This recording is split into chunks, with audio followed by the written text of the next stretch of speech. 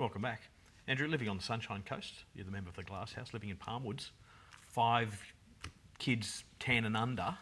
How do you balance this all-encompassing life in politics? Because there's a lot of work. I mean, as the Shadow Minister, you get to spend a bit of time at home, but there's so much of a pull on your time. How do you find time for your kids and for your family? I've given up trying to answer that in the positive. The simple answer is you don't balance it. Yeah. You're always making decisions as to how to best use your time, and that includes with your family, unfortunately.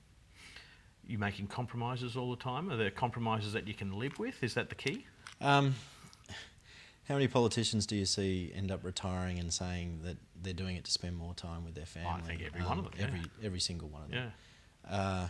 And you know, a lot of people have said to me, "You're a lot younger." You know, Yep. Traditionally, a lot of people wait until their kids are in their later teenage years before they get on board.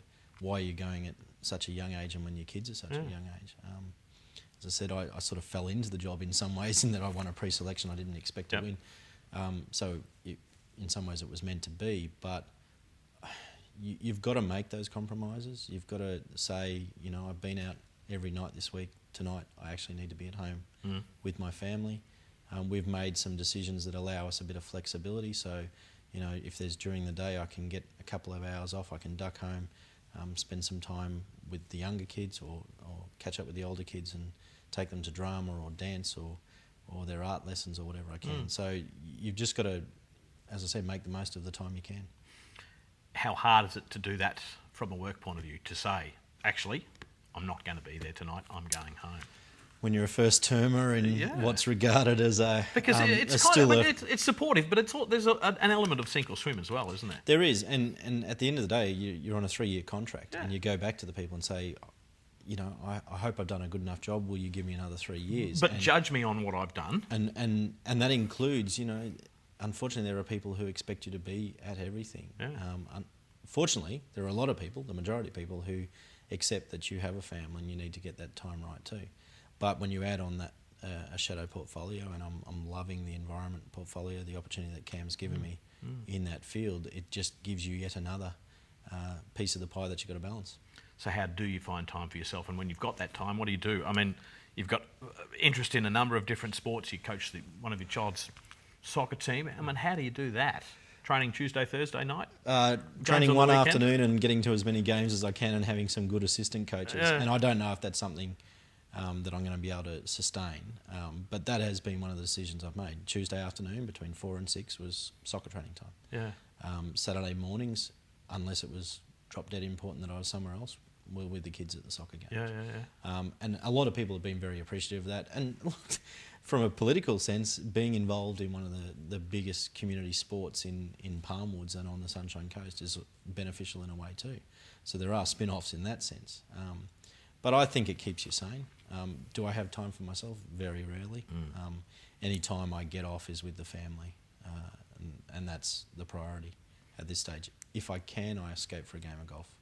Kudos to you for being the first politician who's actually admitted to me that being involved in junior sport is a good thing politically. I'd be lying if I said it wasn't, but it's in a very natural way. Yeah. I don't use that other than the fact that I sponsored my son's soccer team. I mean, it's a chance to meet your community on different levels, isn't it? Yeah, and you know, I made a lot of great friends through soccer, and I love soccer, and I love watching my son play and my daughter play, and I hope that's something I can continue to do as much as possible. Living in Palmwoods, the great spectre of Daniel Morecambe still hangs over that community up there.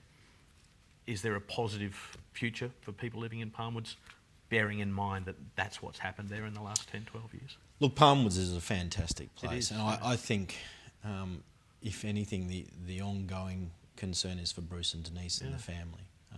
But yet you go to the Day for Daniel, you go to the Walk for Daniel, and you see their positive approach to life, and it's infectious. And I think it's fantastic that they were awarded Queenslanders Australian of the Year. I think they have done an amazing job in their foundation and the work that they do, and I think it's a just reward in that sense. I think Palmwoods is moving on from that. It's certainly what people most associate with Palmwoods, but Palmwoods also has a strong history in terms of settlement and pre-settlement, Indigenous history as well. Frank Nicklin, the former Premier of the state, was a pineapple grower in the Palmwoods district, and it's been a timber getting town and an orchard town for a long time too. Look, it's nestled there in the hinterland, but you're 15 minutes away from the beach and you're 10 minutes away from the hills. It's one of the reasons we chose it. It's just a perfect place. It is a beautiful site. What's your timeline? Do you have a timeline? Do you have a limit on how long you plan to spend as a parliamentarian? That's largely in the hands of the people of Glasshouse. But is it enough to just leave it up to them, and then if you don't get re-elected, then to make up your mind about I think if anything, my timeline is more when will it be time to move on. Yeah. I mentioned I'm 38. I've probably got time on my side, but I'm also one of those people that believes in regeneration, and so I think, there'll come a point if Glasshouse constituents have given me that opportunity where I'll make way for the next generation to come through. I've only done 3 years so far. I hopefully can do a few more.